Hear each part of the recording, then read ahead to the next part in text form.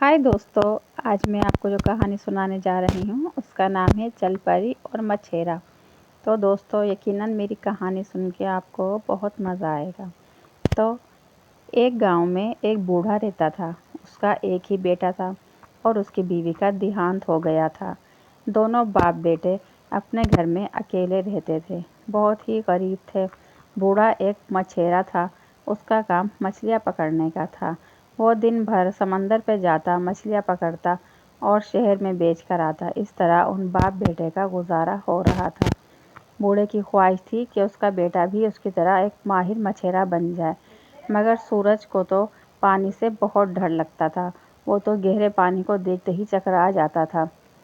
अपने बाप से कहता है, बाबा मैं ये सब नहीं कर पाऊँगा, न जाने आप कैसे गहरे समंदर में जाकर मछलियाँ पकड़ते हैं। बूढ़ा अपने बेटे की बात पर हंसता था और बोलता था, बहादुर बनो। वो अपने बेटे को रोज़ाना साथ लेकर जाता, लेकिन उसका बेटा बिल्कुल भी काबिल नहीं दिखा रहा था।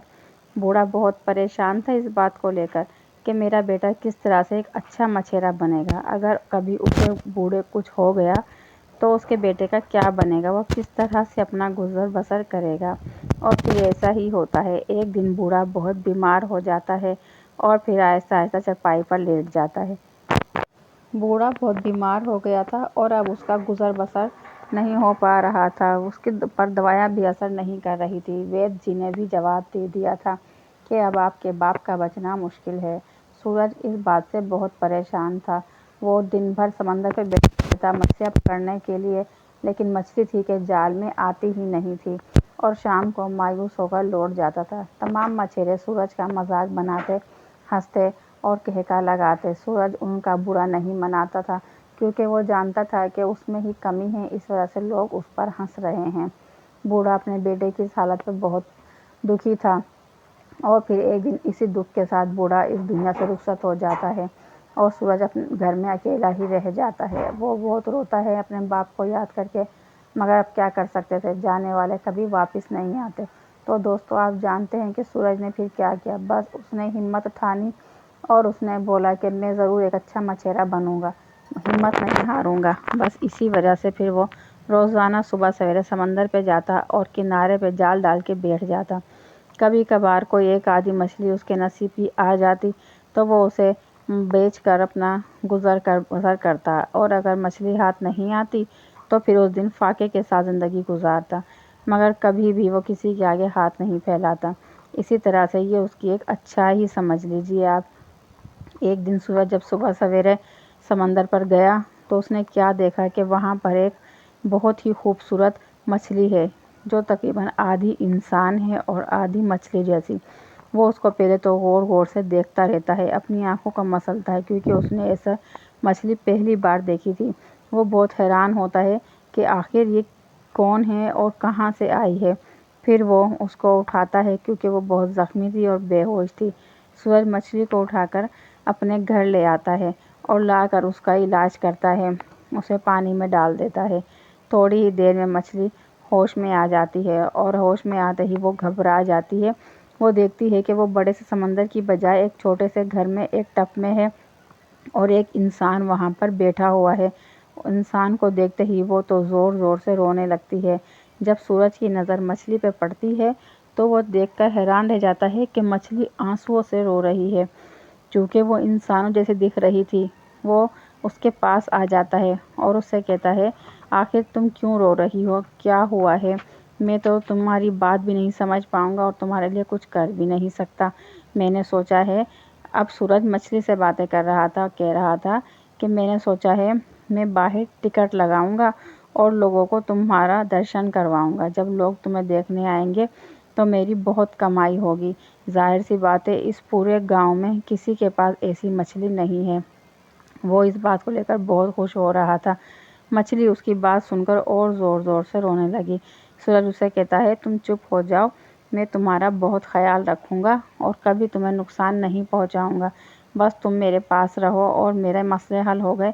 तुम्हें पता है कि मुझे गहरे समुद्र में जाने से डर लगता है। मैं एक मछेरे का बेटा हूँ, मगर फिर भी मछली पकड़नी नहीं आती। रोज़ाना परेशान होता था। आज तुम मेरे हाथ आ गई हो, यकीनन अब मेरा आगे का गुजर बसर बहुत ही अच्छा होगा। इस बात से मैं बहुत खुश हो रहा हूँ। जब सूरज उठ के जाने लगता है तो मछली उसको पुकारती है, कहती है, ए इंसान, मेरी बात सुनो। सूरज पलटकर देखता है और हैरान रह जाता है और भागकर उसके पास आता है। बोलता है, क्या तुम बोल सकती हो? तुम्हें क्या मेरी बात समझ में आ रही है? तो वो सूरज से कहती है, हाँ, मैं जल परी हूँ। मैं समंदर के बादशाह की बेटी हूँ और मैं ज़ख्मी होकर बाहर किनारे पर आ गई थी। तो सूरज उसकी बात सुनने लगता है गौर से।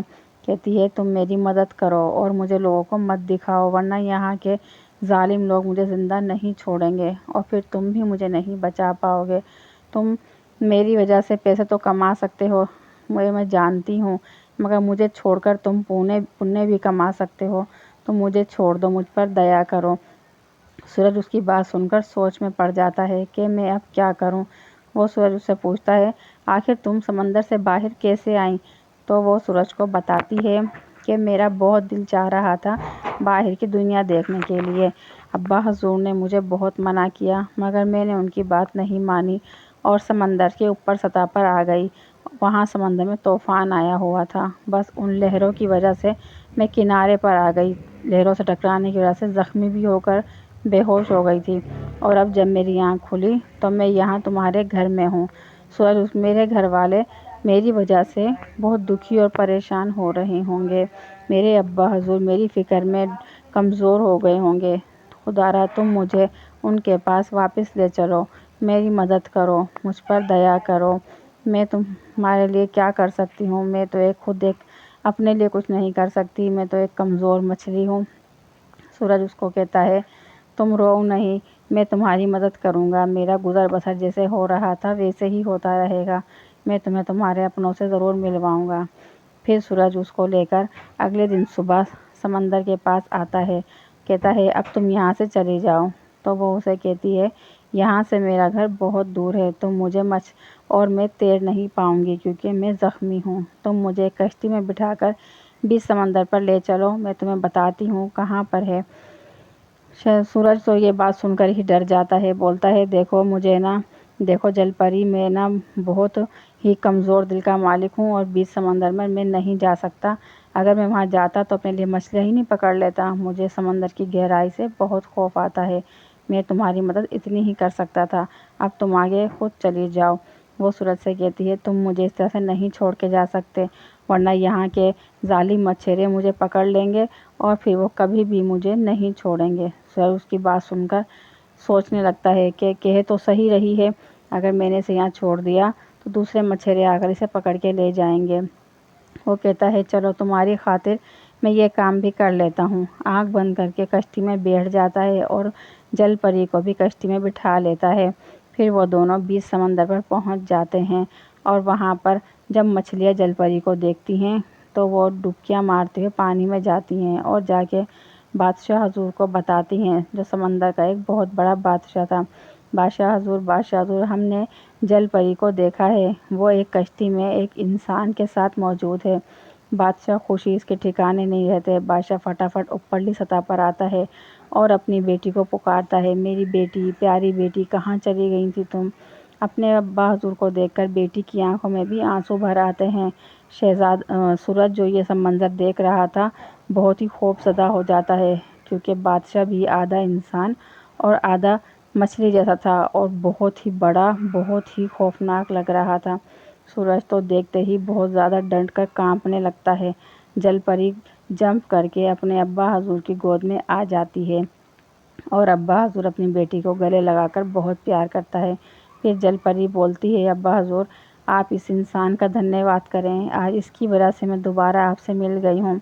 अगर इसकी बजाय किसी लालची इंसान के हाथ लग जाती तो शायद कभी मैं यहाँ वापस नहीं आ पाती। इसने मेरी बहुत मदद की है, ये बहुत अच्छा इंसान है। फिर जलपरी का पिता अपनी बेटी की बात सुनकर सूरज का धन्यवाद करता है और उसे अपने महल में आने के लिए खुशामदीद कहता है। सूरज भी उनका महल देखना चाहता था। चनाचे सूरज बादशाह हजूर से बोलता है, आपका महल तो पानी में है और मैं पानी में कैसे आऊँ? मुझे तो बहुत डर लगता है और मैं पानी में आया तो डूब जाऊँगा। پانی۔ تو بادشاہ حضور اس کو ایک موتی دیتے ہیں اور بولتے ہیں کہ آپ یہ موتی نگل لیں، اس سے آپ کو نقصان بھی نہیں ہوگا اور آپ پانی میں آ بھی سکتے ہیں۔ سورج ان کی بات پر یقین کرتے ہوئے موتی کو نگل لیتا ہے اور اس کے بعد جب وہ پانی میں ڈبکی لگاتا ہے تو اسے دیکھ کر یہ حیرانی ہوتی ہے کہ نہ تو اس کی آنکھوں میں پانی جا رہا تھا، نہ ناک میں، نہ کان میں۔ وہ بآسانی مچھلیوں کی طرح تیرتا ہوا بادشاہ کا پیچھا کرتے ہوئے ان کے محل تک آتا ہے۔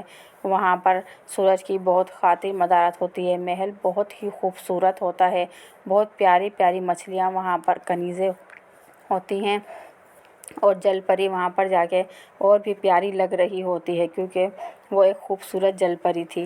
پھر بادشاہ حضور سورج کو بہت سے انعام سے نوازتا ہے، جیسے بادشاہ اس کو ایک جادوئی تلوار دیتا ہے اور بولتا ہے کہ جب تم اس تلوار کو پانی میں مارو گے تو پانی میں ایک راستہ بن جائے گا جس سے تم جب چاہو ہم سے ملنے کے لیے آ سکتے ہو۔ دوسرے یہ موتی ہیں، یہ کبھی بھی نہ ختم ہونے والے ہیں۔ میں نے تمہیں جو موتی کی طاقت کبھی بھی ختم نہیں ہوگی، جو موتی میں نے تمہیں کھلایا ہے، اب تم جب چاہو پانی میں جا کر مچھلیاں پکڑ سکتے ہو۔ اور تیسرا یہ کہ اب تم ہمارے دوست ہو اور ہمیشہ ہمارے دوست ہی رہو گے، تاکہ سمندر کا کوئی بھی جیو اب تمہیں نقصان نہیں پہنچائے گا، پھر چاہے وہ شارک ہو، مگرمچھ ہو، کچھ بھی ہو، تم بلا جھجک اس پانی میں تیر سکتے ہو۔ پھر سورج یہ بات سن کر بہت خوش ہوتا ہے، اسے یقین نہیں آ رہا تھا کہ اس کی اس اچھائی کا صلہ اسے اس طرح سے ملے گا۔ پھر وہ وہاں پر ایک رات قیام کرتا ہے، اس کے بعد واپسی کے لیے اجازت مانگتا ہے۔ بادشاہ اور جل پری اسے خوشی خوشی بائے بائے کہتے ہیں اور دوبارہ آنے کی دعوت بھی ایڈوانس میں دیتے ہیں۔ سورج ان سے خدا حافظ کر کے آ جاتا ہے اور پھر وہ لوگ وہاں پر خوشی خوشی رہنے لگتے ہیں۔ جب سورج سمندر کے باہر آتا ہے تو دیکھ کر خوش ہوتا ہے کہ وہ اب زندہ سلامت باہر آ گیا ہے، اب اسے مچھلی پکڑنے میں کوئی مشکل نہیں ہو رہی تھی۔ وہ روزانہ جال لے کر جاتا اور وہاں جا کے جب وہ جال پانی میں پھینکتا تو بآسانی بہت ساری مچھلیاں اس کے جال میں آ جاتی، جسے بیچ کر وہ اپنا اچھا گزر بسر کرنے لگا اور اپنے پتا جی کو یاد کر کے رونے لگا کہ کاش کہ یہ سب پہلے ہو جاتا۔ اب سورج آہستہ آہستہ امیر ہونے لگا تھا اور پھر ایک دن وہ بہت ہی امیر ہو جاتا ہے۔ باقی مچھیرے جو سورج کا مذاق بناتے تھے وہ سب بھی سورج کی بہادری پہ حیران ہونے لگے اور اپنے گھروں میں سورج کی بہادری کے قصے سنانے لگے کہ ایک لڑکا جو پانی میں جاتے ہوئے ڈرتا تھا، آج وہ گہرے پانی سے مچھلیاں پکڑتا ہے اور اتنا امیر ہو گیا ہے۔ تو دوستو، اس کہانی سے آپ کو کیا سبق ملا کہ ہمیں اپنے سے زیادہ دوسروں کے بارے میں سوچنا چاہیے۔ سورج نے بے شک وہ پریشان تھا، غریب تھا، لیکن پھر بھی اس نے اپنی بھلائی کے بجائے جل پری کی بھلائی چاہی اور اسے اس کے پریوار سے ملا دیا۔ بدلے میں دیکھو اسے کتنے وردان ملے اور وہ ایک امیر انسان بن گیا اور ہمیشہ ہمیشہ کے لیے خوشحال بھی ہو گیا۔ تو آپ کو میری کہانی کیسی لگی؟ یقیناً پسند آئی ہوگی۔ اگر میری کہانی اچھی لگی ہے تو میرے چینل کو سبسکرائب کریں، اور اگر آپ میری چینل پہ کہانیاں سننا چاہتے ہیں تو آپ میرے چینل کو سبسکرائب کریں۔ اور اگلی کہانی میری ہوگی کچھوا اور مرغابیاں، تو یقیناً آپ وہ کہانی بھی سننا چاہیں گے اور وہ کہانی سن کے بھی بہت انجوائے کریں گے۔ دھنیہ واد۔